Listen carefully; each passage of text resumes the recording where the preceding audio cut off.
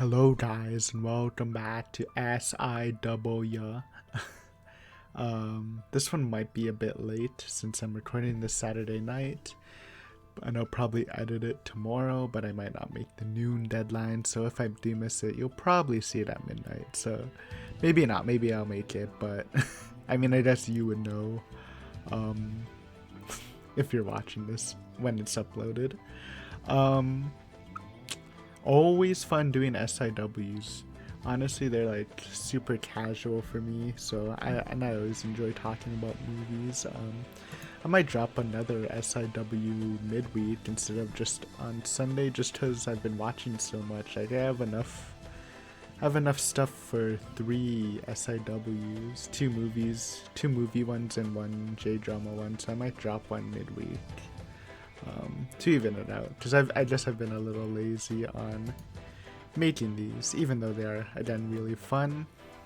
So yeah, hopefully you enjoy that. I don't know, SIWs are kind of weird on this channel. Sometimes they do like under 10 views, which is fine. I mean, it's not the channel focus, so I understand that. But then other times they just randomly pop off and get like 50 to 60 views, which is like higher than like the Higurashi average.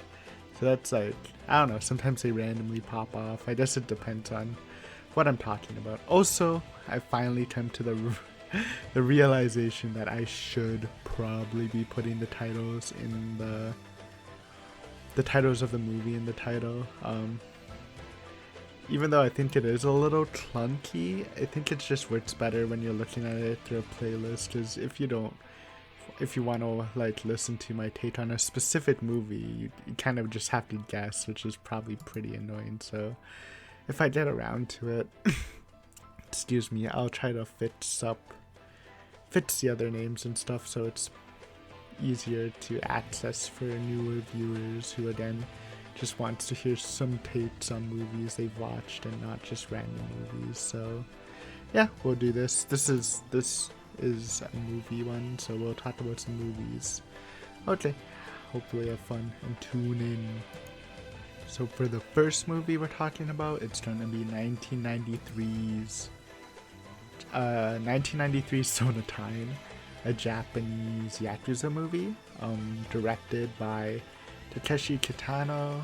If you're into you might have heard that name before if you are familiar with Japanese directors / just into Yakuza in general. He's very, very famous for his Yakuza movies, and he does, like, whenever, I don't know, I guess I haven't seen a lot of his, but he is known for directing and starring in his movies, which usually isn't that good of a thing. I've seen a lot of bad ones, but he pulls it off pretty well. This is one of his very first ones, and it's very highly regarded. It's a weird movie. It's not what I really expected from my knowledge of Yakuza movies. So yeah, but it's very interesting, and I think it's good. I think it's a good movie.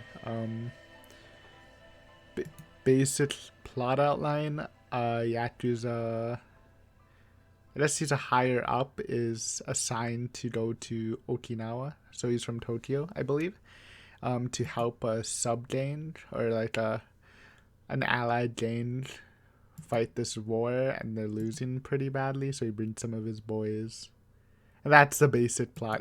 It's weird from the style and stuff. Like, this movie is literally like half bloody Yakuza action, like the classic stuff, the torture, the fun gunfights, what I expect, and the other half is like a slice of life on a beach. Like, it's so weird. They go to the place, some violent stuff happens, and for the next like 30 minutes they just mess around on the beach. I'm not complaining. It's actually pretty fun for me to watch. It was very entertaining, and it had some really cool sequences. Like, my favorite was they're having like a firework gunfight, and they're shooting fireworks. You might have, I've never done it because it seems super dangerous, but shooting fireworks at each other, then the main guy just pulls out his Rio gun and he starts shooting them for Rio, and then the other guys, even though they're getting shot but for Rio, they're like, oh no boss, you can't do that, you're gonna kill us, like in a really casual voice. It's a really weird movie. It's basically, I do like the main character. I think Kitano has a very cool aura, and he usually pulls off his characters very well. This character was like, from my take on it, he seemed sort of like, he's a badass. He's very good at killing people, but he does seem a little mentally unstable, probably from being a Yakuza for so long, and it seems like he's like prepared to die at any point, or he thinks he's prepared, but he's pretty scared. Like the fear of dying, because I'm guessing along with any other criminal organization, you can probably just die any day. So he kind of holds that fear, and he plays it very well. I do enjoy broken characters and see where they lead. So it was a fun performance. I do have some stuff I don't know. I don't think I'm that fond of. I think some of the acting was pretty bad.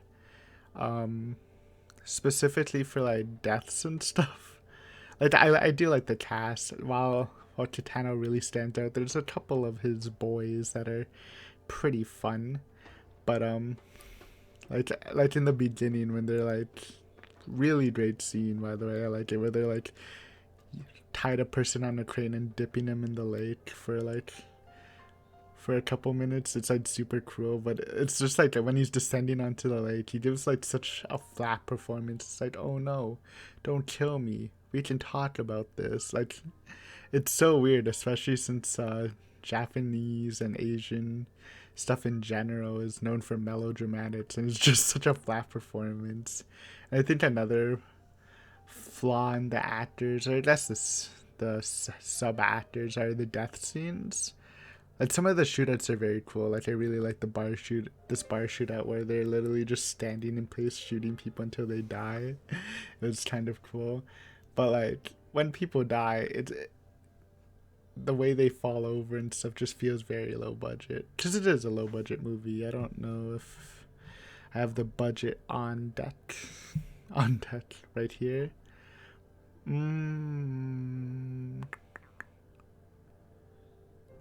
I do not. But yeah. It's a weird vibe, but it's definitely a unique experience with some fun and interesting characters. Again, the slice of life stuff is great and totally unexpected, since I was preparing myself for something, for then some bloody stuff. But it is still gory. There's some interesting deaths, so you might enjoy this. I think it was good. I'm giving it a 7. I didn't love it, but I definitely think it's worth checking out just because I haven't seen a Yakuza movie like this until tonight. Actually, I did watch Hanabi, another movie by him, which I will be talking about after. I'm bumping it up since I might as well talk about them in the pair because they do have a similar style to it. So before the train reaches its peak, we'll see. No, it's okay. But yeah, it's a good movie. Soundtrack's good. The story's pretty loose, but I think storylines for Yakuza. No, that's not true. It's a loose storyline. It's weird, and the cuts are very, very weird. It's not exactly a style I like. I think the closest thing to relate. Did we talk about Jigoku in this? I don't even remember.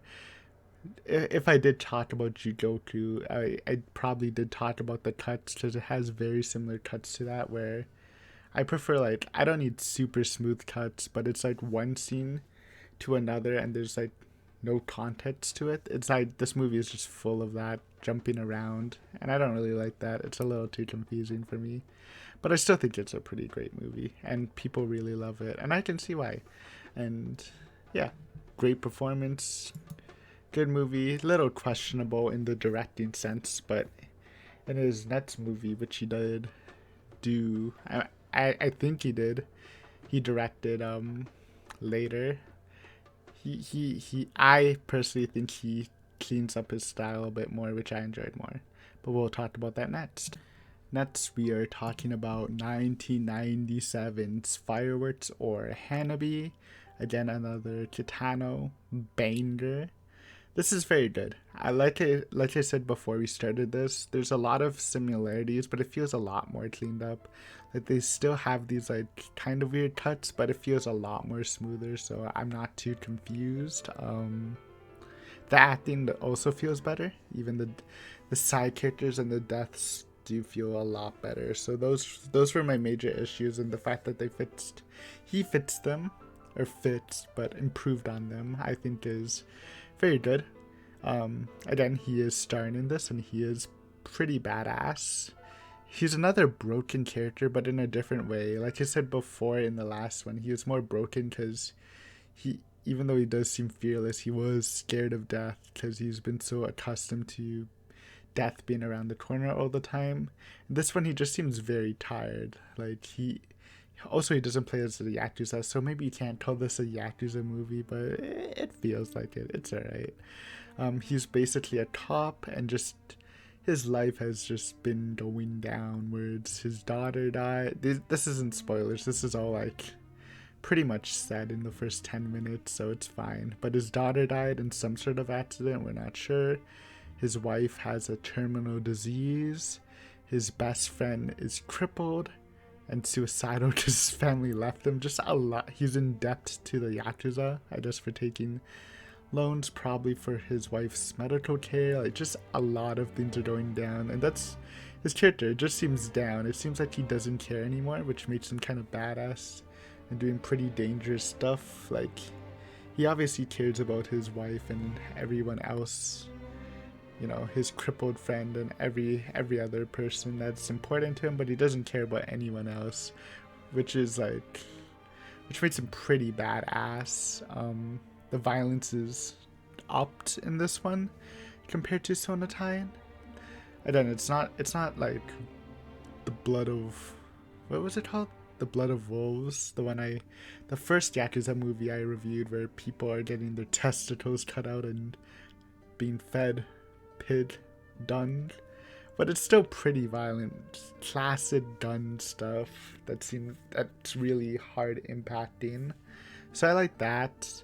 Again, another kind of a loose storyline, and at the beginning the sequences of scenes is a little weird. Like, it seemed a little out of place, like the way there's storytelling going back and forth from the past. It did confuse me, though I was able to catch on pretty quick, so I guess it was fine. Though this one isn't as funny, like some of the beach shenanigans in Sonatine, this one had more wholesome moments. Like, there were generally genuine wholesome moments between Kitano and his wife that were very, very cute. There were some funny stuff that, like, there are some random scenes that don't actually move along the plot that were just put there, like good fast 30-second scenes that were just kind of funny and comedic.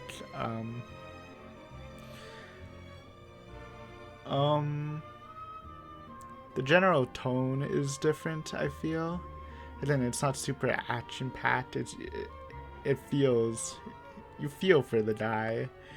I think that's pretty apparent. I do like I think they had very cool paintings in this. So I dug the design. The design was cool. And I didn't say this in Sonatine, and I always miss stuff. It's fine, probably because it's not scripted. But Sonatine ends with a bang. Like, it's pretty crazy. And then the death animation acting is pretty bad, but it was a pretty big bang against, I guess, the enemies. And this one was very different too. It was like, instead of a big bang, it was very fast. But it was cool in its own way. I don't know. A lot of the stuff I could say about Sonatine, I can say about Hanabi, but I do think I generally like Hanabi a bit better. I enjoyed the story more. Kitano's he was very weird in the other one, which I do like weird. I think weird's cool, but he was very silent. There's a lot more not artsy, but decisions in directing I liked. Like, the wife never said a word for 99% of the movie, which was kind of cute. Like, she would just nod or laugh and stuff. And he was a very silent character. Like, there are a lot of scenes with no dialogue, and then because they were well acted and well directed, you can understand what was happening and what you were supposed to feel from the scenes. So I really enjoyed this movie. I'm giving it an 8 out of 10.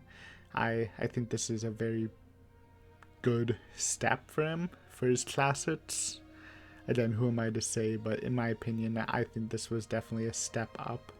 I probably will check out more from him in the future, and we'll see how his other works compare, if he can continue going upwards, in my opinion. But he's pretty high right now. I think my only problem was I don't really did the going from the past to the future to the present stuff in the beginning. Like for the first 20-30 minutes, it was very confusing, and then they don't do it later in the movie, so like what's the point? But I love the style. There's some pretty cool art pieces. The snow set piece was pretty cool too. Great movie. Good job, Chitano. Next, we have another Japanese movie. Actually, I think all the movies are Japanese in this SIW. There was supposed to be one Korean, but we bumped that off for the next one to talk about Hanabi. But this is 2010's Villain, or Akunin. I've been calling it Villain. Another weird one. This list is a lot of quote-unquote weird movies. Maybe it's just I didn't expect the vibe I was getting. Like for the Kitanos, I didn't expect this weird vibe of slice of life and stuff in it. And this one I didn't, like, because when the person who recommended it to me said, oh yeah, it's a pretty good general suspense Japanese stuff. So I was like, okay, I like that sort of stuff. But no, this was super depressing. I don't know, maybe people didn't get as depressed watching this. I just felt bad for like almost everyone, and I felt bad or pissed off at everyone. So this movie is basically, I'll just read the IMDb stuff just in case I do not spoil anything too much. A young woman's murder provokes reflection and ugliness on the villainy of modern society. Okay, that one doesn't help, but it's basically about a girl getting murdered and the murderers now, and how it affected this stuff. So this is a different definition that I got from Google, thanks to IMDb, but it is definitely a very easy society criticism movie. Like, it is extremely obvious. I guess it's criticizing the perception of murder, like how people make assumptions based on not knowing what exactly happened, how the police stuff happened, though it's not too bad on the police stuff. But like, one of the elements that always pissed me off, because I feel like it's been touched a lot in Japanese media, especially in J-dramas that I've noticed, is when like the general public press is always, but let's be honest, the press is always super annoying. But like when the general populace like harass and provoke the murderers or the accused family members for what they did. I always thought that was fucked up. People harassing someone's like mom or a mother of a convicted murderer. It's like, sure, maybe there's some fault in them, but it's always messed up. So that was criticized too. I felt very sad for the old grandmother in this case. It definitely makes you feel, again, it makes you feel super sad or super pissed off. I did like the performance, especially by the main female cast. Though the villain, I guess, was very well done too, for being a weirdo, which he was. Yeah, this is just a feels movie. I did recognize one person out of, I wish I had Asian wiki up for this. There's this one guy, which I did talk about, I believe. If I'm wrong, I was wrong about when I was talking about, actually that didn't come out yet, but the next J-drama one, I do make a mistake on one of the actors, so, but, yeah, there's one guy I recognize, this super annoying guy, probably he was good at being annoying, but my least favorite character. I want to get his name because he is very good at being annoying, because he was super annoying in Little Giants, and he was super annoying in this. I mean, that was his role, the role of of a very edgy teenager or college student. Masaki Okada. He was... Yep, he was in Little Giants. He is just such a punchable character. But again, I don't want to get too into this because it's a bunch of different criticisms on society. I think it is fairly easy to understand what they're criticizing, so that's always good for movies. Like, I did have this rant into Toridoroshi about not liking how the author was telling me about his criticisms about the childcare system. Even though I know he's super qualified, it just wasn't very entertaining for me. So when they do want to make these big criticisms, just make it just integrate it very well into the movie where it doesn't stand out too much. Because again, this is still a fun story to watch. I really enjoyed watching the main couple, and I really felt bad for the victim's parents and the murderer's mother or grandmother. It's very, very interesting. I'm giving it a 7 because I do think it's good. It's just not something I want to watch again because I will get very sad. If you watch Higurashi, which you probably do, there was this one episode where I was like, oh man, I just watched this super sad movie, so I need Higurashi as a pick-me-up. This is the movie. But I recommend it. Maybe you won't get as sad as me. I get into my feelings very easily. But yeah, very interesting piece. I'm sure you'll like it. And if you're one of those people who like to look at the thematics of stuff, then this will be for you. Very, very easy to dissect, in my opinion. And it did good. Didn't this win an award in the Japanese awards? We'll do a quick check on that on Wikipedia for awards. It won Best Actor in the Japan Academy Prize. Best Actor, Best Actress. Good. I think it's deserved. They were honestly very good. Wait, really? Wait, this is kind of insane. How does this happen? They won Best Actor, Best Actress, Best Supporting Actor, Best Supporting Actress, and Best Music. They actually sweep the 34th Japanese Academy Awards. Though they didn't get but they were nominated for Best Film, Best Director, Best Supporting Actor, Best Supporting Actress. So there's double nominated in the categories. That's always very cheesy. I actually hate when awards double nominates from one movie. Anyways, it's very, very well received too. Again, not exactly. Again, it hit a 7 for me because it's not exactly the vibe I like. But solid movie. If you don't trust me, trust the awards because apparently the critics loved it. For our final movie, we have something I've been calling everything weird. This is definitely the weirdest thing for me. It is 2007's United Red Army. It is a 3-hour movie, so if you are interested, again, it's pretty long. It wasn't too bad for me because I watched a couple 3 hours. In fact, one of my favorite movies of all time, Love Exposure, is 4 hours. So I'm kind of a veteran to long movies, but this is definitely a long one. And it can painfully dread, but not in the way where it's boring, in the way where you don't want to watch, but it dreads on. It's an interesting movie. It's basically about the communist period in Japan. Not communist like protests, like during the same time around where China had its revolution and the civil rights movement in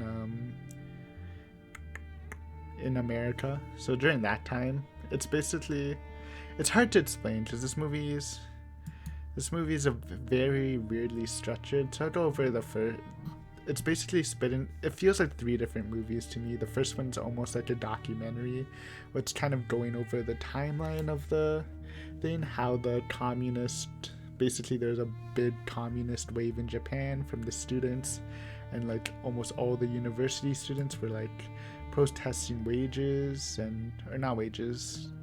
education costs and stuff, and eventually a large portion of them became sort of extremists and violent. Like there's stories of them like hijacking, like the very first Japanese airplane hijacking was from this event, and there were people from the group going to North Korea to get military training. So very interesting. A lot of train hijackings, a lot of plane ones, a lot of violence. And then eventually factions started to form, basically parts of the Red Army, as they like to call it. So there was, the main two were the Red Liberation Army and the Red Armed Forces Army, I think. No, the Red Liberation Force and the Red Main Force. It's kind of hard to remember. There's a lot of information. So it went like that for like 40 minutes, going over the timeline.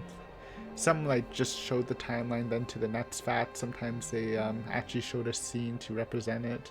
And it was kind of weird. I was like, oh, this is interesting, but it's not really a movie. And then it actually gets to the movie part.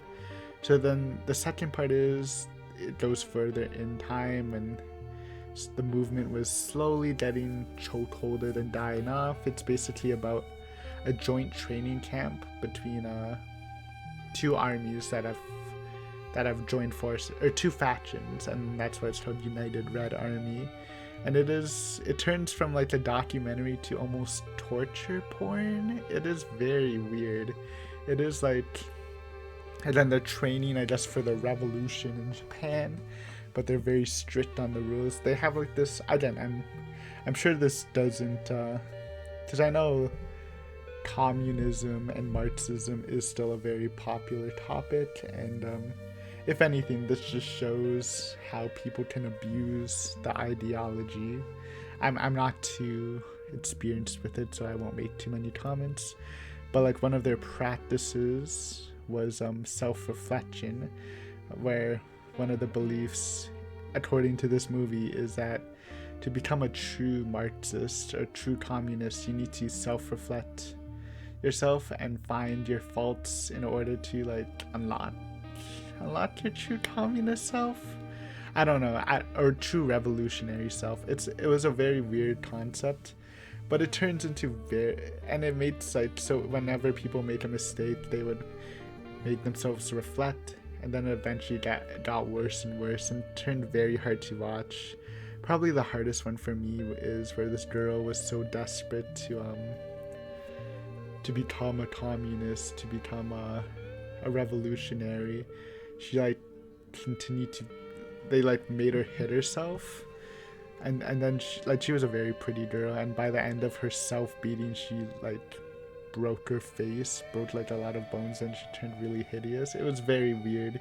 You see, it's like one of those movies where you see the worst in humanity, because this is, and to boost this up, this is based on a real story or real events. I'm sure some were changed, but like, it's actually disgusting, like people being starved to death. You kind of see a bit of a power trip, but behind the leaders, like when I was talking about the self-beating one, it did feel like the main female leader was kind of jealous about how pretty the other one was, and the male leader, while he did seem very just, he felt very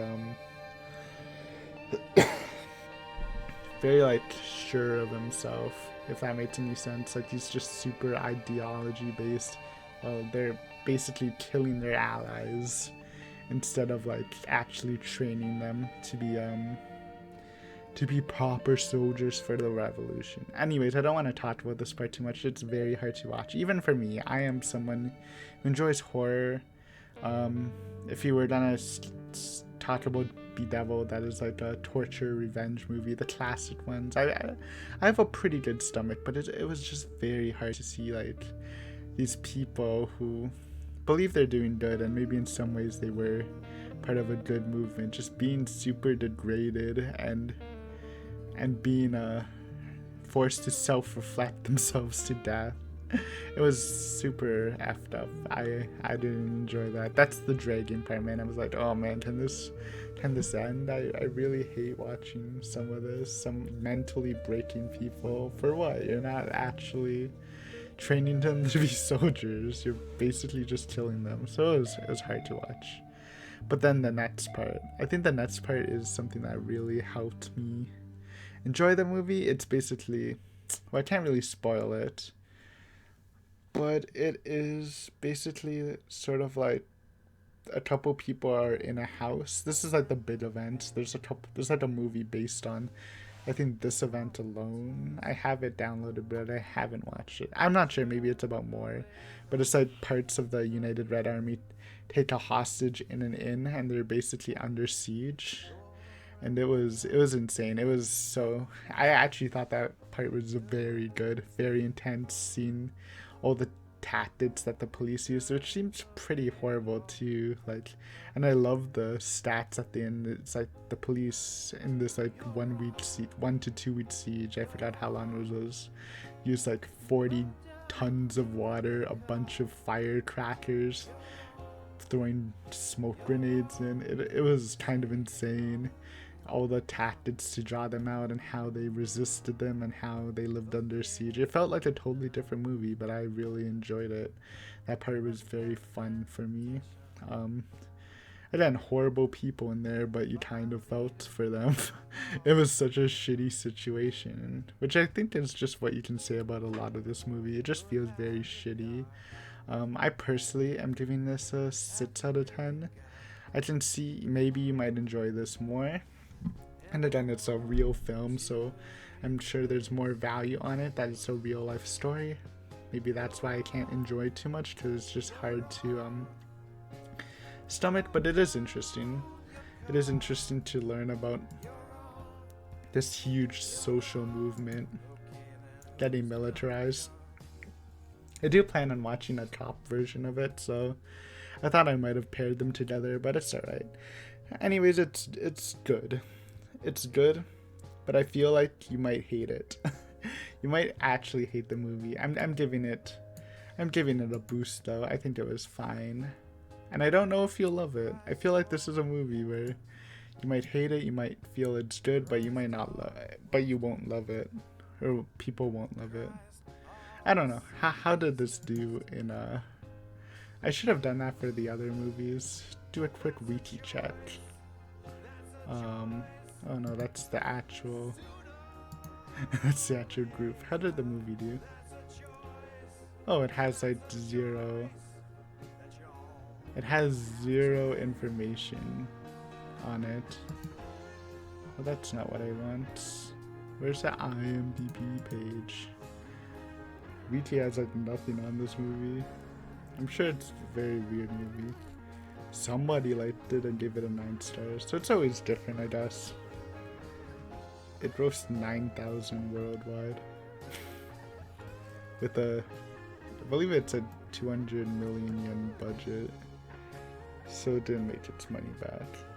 But that's okay. Anyway, it's not my cup of tea, but don't knock it until you try it, I guess. Maybe you will enjoy it. But that's all for this SIW. Hopefully you enjoy it. I guess my MVP pick would be Hanabi. But I think Villain and Sonatine are worth watching. Well, I guess you should watch either Sonatine or Hanabi and see if you like one or the other, because again, they are at least kind of styled the same. Villain's worth watching, though again, it's a sad one, and if you're feeling a little risque, you can try United Red Army. But yeah, hopefully you enjoy it. I think I'm gonna do a midweek J-drama SIW, or not. You never know. If you don't see it midweek, then I'll probably put it for the next Sunday. So whatever does happen, it's either the next SIW will be J-drama. So hopefully you enjoy that. That's always the one that gets the most views, and I'm loving J-dramas. I get to rant about the thing I've been ranting about for a while, so that'll be fun. Anyways, hope you enjoyed. Again, thank you for watching as always, and if I forgot what I was gonna say. Whatever. Yeah. Thank you for watching. Don't forget to comment or like if you're interested in any of these, or you've watched them, or you disagree or agree with any of my opinions. Yep. Bye bye.